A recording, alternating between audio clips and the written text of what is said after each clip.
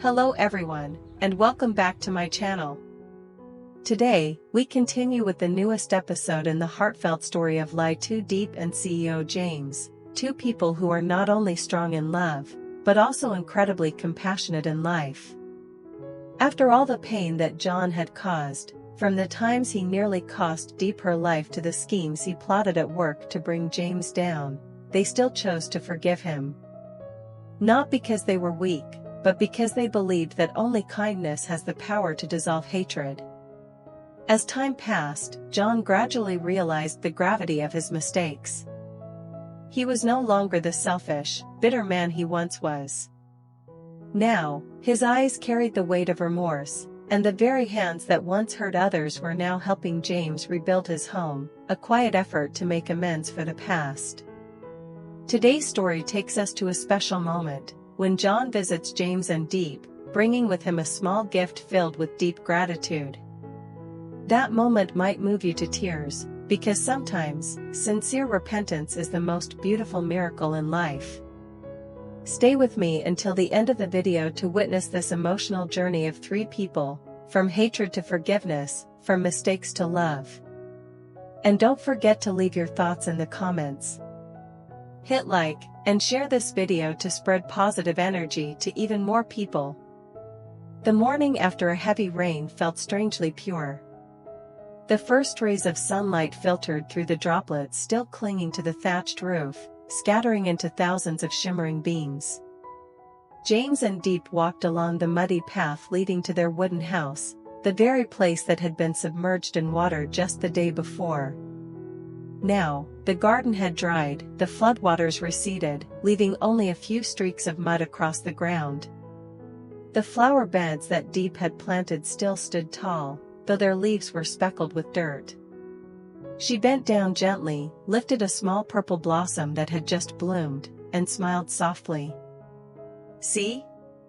No matter how fierce the storm, the sun always returns." Standing behind her, James watched with tender eyes. His voice, deep and warm, blended with the whispering wind. "Just like us, broken once, but still strong enough to rebuild." Diep turned to look at him, her eyes sparkling in the sunlight. In that moment of peace, neither spoke, yet everything was understood.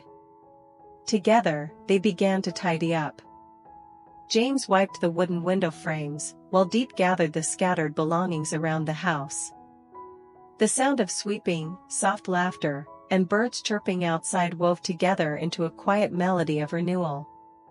When the house was neat again, Diep took a small painting from her bag, one she had drawn on a rainy day. It showed the two of them standing hand in hand beneath a porch, a vibrant flower garden blooming behind them. She hung the painting in the center of the room, right beside the window overlooking the distant hill. James stepped closer, gently touched her shoulder, and smiled. "From now on, this will be our true beginning." Outside, sunlight spread across every leaf. A soft breeze carried the scent of fresh earth after rain, the fragrance of rebirth and faith. Early morning, the little village was still drenched in dew. The sky was clear, with a faint haze of blue smoke rising from distant kitchen roofs. The crowing of roosters, barking of dogs, and the soft sound of a broom sweeping at the alley's end, all blended into the familiar melody that signaled a new day had begun. John awoke before sunrise. The pale light filtered through the old cloth curtain, falling across his face, a face marked by time and regret. He sat up, put on his faded brown jacket, and stepped onto the porch. The wooden door creaked open, letting in the cool morning breeze and the scent of damp earth after rain, a raw, familiar smell that, to John now, felt strangely peaceful. In the yard, puddles of rainwater still glimmered, mirroring the soft pink of dawn. He picked up a broom and began to sweep slowly, stroke by stroke. Each swish of the broom against the bricks sounded like time itself washing away the past, cleansing mistakes and shadows that had once consumed his life. As the sun rose over the bamboo grove, the mist began to lift. John paused and drew in a deep breath. Warm golden light fell upon his face, brightening the eyes that had once held exhaustion, now filled with calm and quiet hope. He looked around at the clean, tidy yard and felt his heart as light as if a great weight had finally been lifted. John walked toward the chicken coop, a gift from James and Diep when they helped him rebuild his house after the storm. The coop was small but sturdy and warm. Little chicks scurried around, flapping their wings. Some pecked at grains of rice, while others perched on a wooden pole, clucking softly as if greeting the morning. He smiled, a gentle smile that no one had seen on his face for a long time. He crouched down, pouring handfuls of golden grain into the feeder. His rough hands trembled slightly, yet his touch was full of care. The grains fell with a soft tinkling sound, like the whisper of a new beginning. At that moment, a breeze drifted by, carrying the scent of young grass and garden blossoms. John gazed into the distance, where the trees shimmered with dew. His voice broke softly, yet it was warm and sincere. Once, I only knew how to live for myself. But today, I feel truly lucky, because someone still believes in me, and gave me another chance. He lifted his head, eyes gazing far away, as if seeing again the long road behind him, the mistakes, the falls, and the moment when James and Diep reached out their hands, even after he had betrayed them. Emotion welled up inside him, but this time, it was not shame, it was deep gratitude. John sat down on the old wooden chair by the porch and took out a small, worn notebook. The pages inside were stained with old ink, filled with the words of repentance he had written in his darkest days. Outside, the sun had risen high, gilding the roof tiles, the weathered walls, and the figure of a man who had just found himself again. From afar, a rooster crowed, and a temple bell echoed faintly from the end of the village. John stood, whispering to himself like a vow.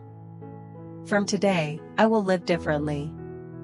Not just to atone, but to be worthy of the faith they've placed in me. The morning wind stirred the palm leaves, sending a few dry ones fluttering across the yard. Inside the small house, light streamed through the window, shining on the open notebook, where the words "begin again" were freshly written, glimmering in the morning sun like a prayer for rebirth. Late afternoon. The sky was washed in shades of soft orange and rose, the last sunlight filtering through roadside trees, stretching long leafy shadows across the mottled ground. Gentle breezes drifted by, carrying the scent of rain-soaked earth, freshly dried straw, and the faint, fading buzz of late-season cicadas, the familiar music of a countryside winding down for the day. The dirt path leading from the village school was alive with the sound of children being dismissed. Small groups walked together, chatting and laughing, their school bags swinging from their hands. The slapping of sandals and cheerful voices echoed through the warm evening air, filling the moment with the simple joy of youth. Diep waited by the school gate, her shadow long against the earth. Her white-eyed eye fluttered softly in the wind, and the conical hat in her hand gleamed faintly with a golden hue under the waning sun. She squinted toward the courtyard, watching the children spill out, and among them, little Nee, her daughter, came running with flushed cheeks and bright, sparkling eyes. "Nee, Mom. My teacher praised me today." Her voice was clear and sweet, ringing like a small bell through the peaceful air. Diep knelt, opening her arms to embrace her child. Her daughter's hair smelled of sunlight, warm and innocent, like the scent of new rice. She brushed the girl's back gently, smiling tenderly. "Diep, good girl. Let's go home, it's getting late." Hand in hand, they walked along the narrow path, their soft laughter mingling with the rustle of leaves. The sun dipped behind the bamboo grove, scattering golden light across their way, turning even drifting dust into sparkles. They passed a ripening field, the rice bending heavy with grain, rippling in golden waves under the wind. Nee chattered excitedly about her school day while Diep listened, smiling, sometimes leaning down to ask gentle questions. The quiet beauty of that moment, so simple, so complete, made it feel as though time itself had stopped. But far ahead, near the curve at the end of the road, a figure stood leaning against a tree. The fading light cast shadows across his face, revealing only deep eyes and a cold expression. As Diep and her daughter drew closer, the man stepped away from his hiding place and began to follow them silently. His footsteps were heavy but steady. Each thud against the ground sounded like a muted heartbeat, repeating, between the hum of cicadas and the sighing wind. He trailed them by only a dozen paces, his gaze fixed on their backs. From time to time he lowered his head, pretending to look at his phone, though one hand stayed hidden in his jacket pocket, tensed. Diep didn't notice. She only felt the cool evening air, heard her daughter's laughter, and breathed in a rare sense of peace. Ni pointed toward the far ridge where the sun was sinking behind red-tinged clouds. Ni, Mom, look. The sky's on fire. Diep laughed softly, stroking her daughter's hair. Diep, that's the sunset, sweetheart, the sky's going to sleep. She had no idea that just a few steps behind, a pair of eyes were watching, not with peace, but with something dark and hidden, like a chill wind cutting through the glow of twilight. The man quickened his pace, each step drawing closer. The sunlight faded, the narrow road grew quiet, with only the sound of insects and the lengthening shadows of trees. On the dry ground, two small sets of footprints walked side by side. And behind them, another shadow crept closer, step by step by step. At the same time, along the western road of the village, John walked leisurely through the golden light of late afternoon. The bamboo basket swung gently in his hand, filled with bundles of fresh morning glory, a few newly gathered eggs still clinging to soft feathers, and a small bag of freshly dug sweet potatoes. The sunlight caught his face, tracing every line carved by time, yet in his eyes shone a calm, quiet peace, the kind that only comes to someone who has finally found meaning again after losing his way. He was on his way to visit Diep and James, bringing vegetables and eggs as a token of gratitude. A soft breeze drifted through the air, carrying the faint scent of straw smoke and beetle blossoms. In the distance came the clinking of cowbells and the laughter of children playing, sounds that filled the countryside with warmth. But as he neared the curve by the school gate, John's steps faltered. Through the dimming light of sunset, he saw two familiar figures, Diep and little Ni, walking home together, their hands clasped, their laughter blending with the soft rustle of the wind. It was a peaceful scene, the kind that made one forget the world's troubles. And yet, a few dozen meters behind them, a man in a dark cap was following quietly. His hat was pulled low over his face, his hands shoved into his pockets, his stride quick and uneasy. Now and then he glanced around as if checking for something, then quickly looked down again. A chill of unease crept up John's spine. He frowned, slowing his pace and studying the man carefully. This stranger wasn't from the village, John was sure of it. He'd lived here long enough to know every face, every gate, every soul in the neighborhood. But what was this man doing, tailing Diep and her daughter on an empty road at dusk? A bad feeling flickered in John's chest. He kept his distance, following quietly. The stranger began to move faster, closing the gap between himself and the two. The sun was nearly gone, the crimson light spilling over the fields, painting everything in uneasy beauty. The man's footsteps thudded against the ground, hurried, deliberate. John gripped the basket tightly, his heart pounding. And when he saw the stranger's hand slip out of his pocket, ready for something, he didn't hesitate. His voice rang out, deep and commanding, tearing through the still air. "John, hey! You there, stop right now!" The shout echoed down the road, startling a flock of birds into flight. The man spun around, startled, eyes darting wildly. He stammered, about to speak, but John was already charging forward. The basket tumbled to the ground, eggs rolling away, but he didn't care. With the strength of a man long used to hard labor, John grabbed the stranger's shoulder, twisted sharply, and forced him down. The man struggled weakly, gasping. "Stranger, I was just passing by." "You've got it wrong." John leaned down, his tone hard and steady. "John, what are you following them for? Everyone in this village knows each other. Who are you?" The man swallowed, avoiding his gaze. Sweat streamed down his temple. Then, in a burst of panic, he shoved free and sprinted off toward the fields beyond the village. In seconds, his figure vanished behind a grove of bamboo, leaving only the road bathed in red sunlight. John stood still, breathing hard, his chest rising and falling. He watched the direction the man had fled, his eyes cold yet calm. Under his breath, he muttered quietly, a warning carried away by the wind. "John, if you ever come near them again, don't blame me for what happens." The evening breeze swept through, scattering dust and dry leaves around his feet. Inside, John felt a mix of heaviness and relief, the weight of tension fading into the quiet pride of doing what was right. When Diep turned back, she saw John standing near the gate, picking up his basket. His hair was tousled, his shirt stained with dirt, but his gentle smile was unchanged. Little Nee ran toward him, her bright eyes shining. "Diep, John, you brought vegetables?"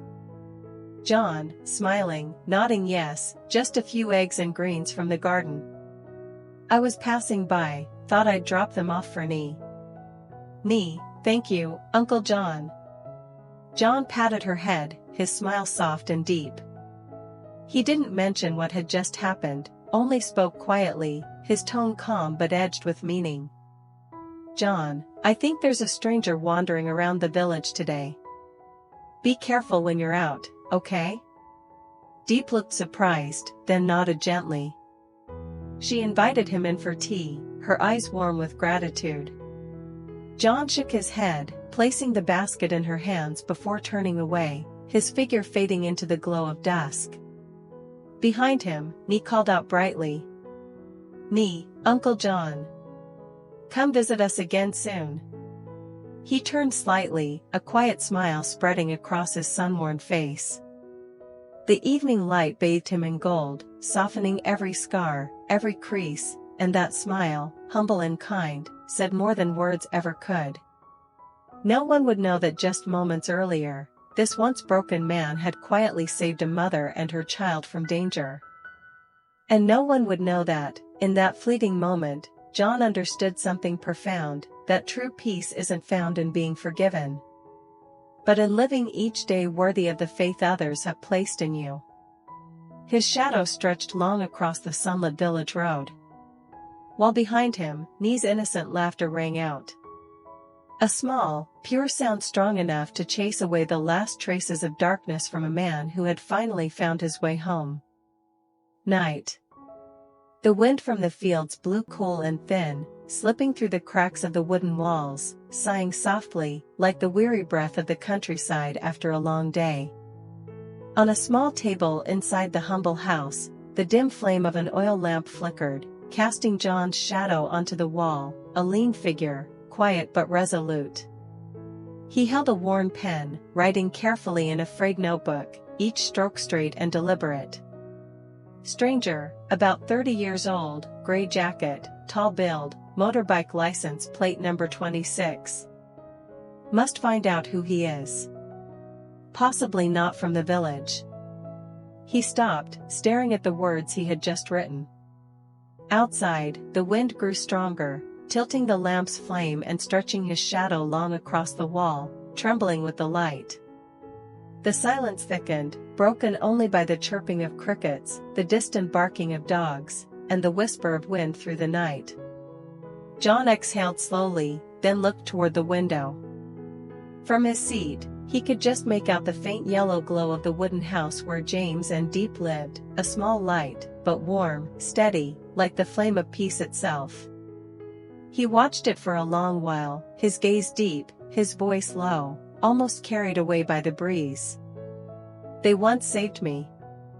Now it's my turn to repay them, by protecting them, even if they never know. He closed the notebook, set down the pen, and stepped out to the porch. A faint crescent moon hung in the sky, casting a silvery light over the quiet village. The erica leaves rustled gently above, and the path lay still under the pale glow. John checked the latch on the chicken coop, then the fence posts one by one, his eyes sharp, movement steady, like a man unwilling to leave anything to chance. Morning.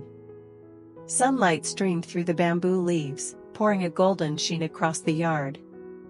James stepped out of the house, a cup of hot coffee in hand, and saw John crouched near the fence, hammering wooden slats back into place. His shirt was streaked with dust, shoulders damp with sweat, but his expression calm, composed. James smiled. "James, you've been up early every day lately, John. I think you start work before even I do." John looked up, wiped his brow, and smiled modestly. "John, having work to do, that's already a blessing, sir. I just want to be useful, that's all." Then he bent down again, the rhythmic sound of hammering echoing softly through the morning air. Each strike of the hammer seemed to drive away another piece of the heavy past, replacing it with the steady rhythm of an honest, peaceful life. From inside, Diep came out holding a pitcher of water. She smiled, sunlight glinting on her kind face. "Diep, thank you, John. The garden looks so much tidier now. James said last night that without you, we wouldn't have finished fixing the fence in time." John nodded slightly, his tone humble and sincere. "John, it's nothing, ma'am. I'm just helping a little. It's peaceful here, I want to help keep it that way." But as he spoke, his gaze wandered, not at them, but toward the narrow dirt road running along the fence line, where the stranger had disappeared into the dusk the evening before. John's eyes lingered there for a moment, his hand tightening around the hammer. The sunlight slanted across his shoulder, revealing faint scars on his wrist, quiet remnants of a troubled past. Yet now, his face bore no anger, only awareness and calm strength. A rooster crowed, marking the full awakening of morning. James chuckled, turning to Diep. "James, let's invite John to lunch later, as thanks for all his hard work." Diep nodded, her warm eyes following the man in the yard, still hammering diligently, steady as a pillar guarding their peace. John said nothing, only smiled faintly. But deep inside, he knew, from this day on, his life was no longer just his own. He would be the quiet guardian between them and the world, repaying his debt not with words, but through small, steadfast acts. Above them, the clouds began to drift apart, sunlight spilling wide across the village.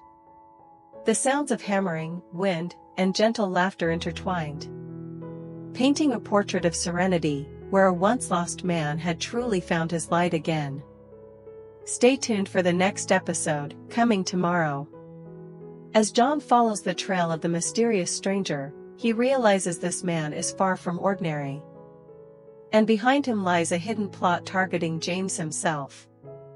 How will John face it when darkness returns to the village that once seemed so peaceful? Don't forget to like the video and leave a comment to share your thoughts. Hello, xin chào tất cả mọi người đã quay trở lại với kênh của mình. Hôm nay thì hiện tại là mình đang làm về video của Lý Tử Diệp. Hôm nay thì mình làm một tập thì nó cũng khá là hay, nói về việc John đã, một người mà từng là một người xấu thì đã quay đầu để làm một người tốt, thậm chí anh ta còn đang giúp đỡ bảo vệ Diệp và bé Nhi. Vậy thì mọi chuyện sẽ ra sao thì mời mọi người theo dõi hết video để có thể biết tiếp diễn biến nha mọi người.